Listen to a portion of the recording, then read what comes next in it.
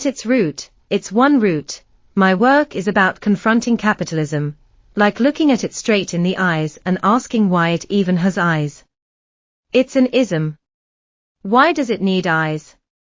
Not to marginalize isms, but if isms were creatures, capitalism would be the one with all the windy limbs, right?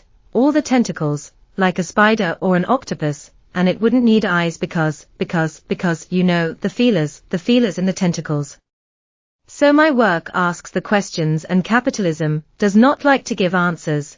It doesn't answer questions, right? It just says gimme, give my feelers stuff.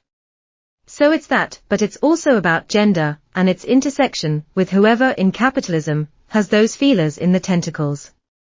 So gender, right?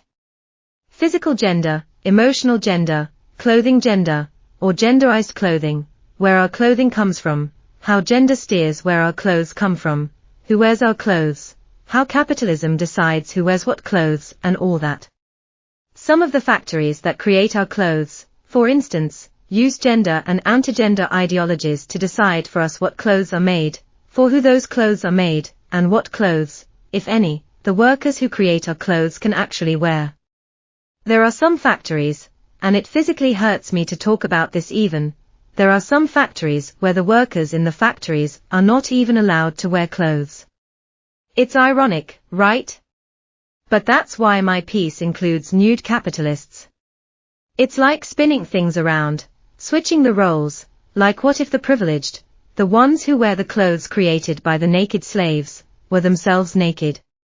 For one thing, you could see their physicality and that, to the capitalists, would mean their physical gender revealed to the world, but that is an old world view since gender is a societal invention used to impose order and hierarchies. It doesn't really exist except when it does, and that's definitely not when naked capitalists are part of it. So my work is about that. It's confronting climate change, it's confronting sexuality, it's confronting race in terms of these concepts, and also in regard to spaces where capitalism runs rampant and excludes opportunity within that space and then extends its feelers outside that space into one that only those most entrenched in capitalism could ever think of as liminal, whereas the marginalized look at it and exist in the space and say, wait a minute, this is our world, this isn't liminal, this is our world and you can't define reality in a world that's ours. Our world matters and the physicality that you force upon it has nothing to do with our truth as we perceive it. And science. Science backs that up.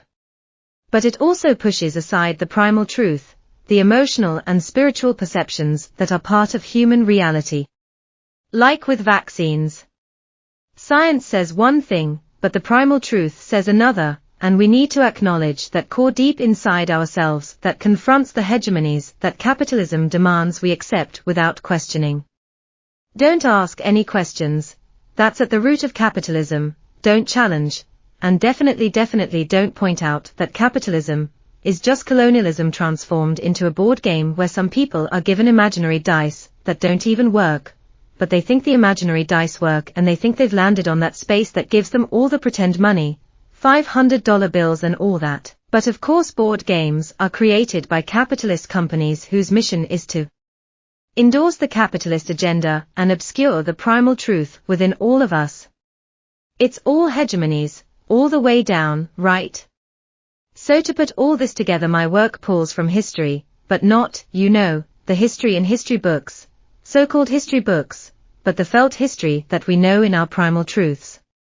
That's really the intersectionality of knowledge and my job as an artist, which is not to inform or teach, because art should not have hierarchies, but to pose questions and to have those who view the work to pose questions back to the art itself and have a dialogue with it.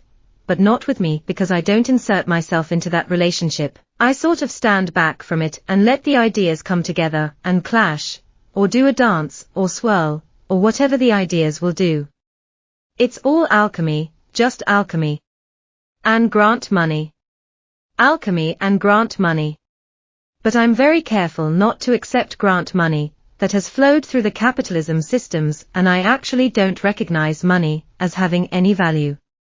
It has value, I suppose, to some people and places, to material manufacturers and all that stuff, but I refuse to recognize it as having anything but imaginary value, and you can't base a world on imaginary value. That's as plain as the primal truth I pull from and the alchemy in my work. So maybe that's at the center of what my work is about, embracing corporeality without dismissing its soul. Yes. That's exactly what my work is about.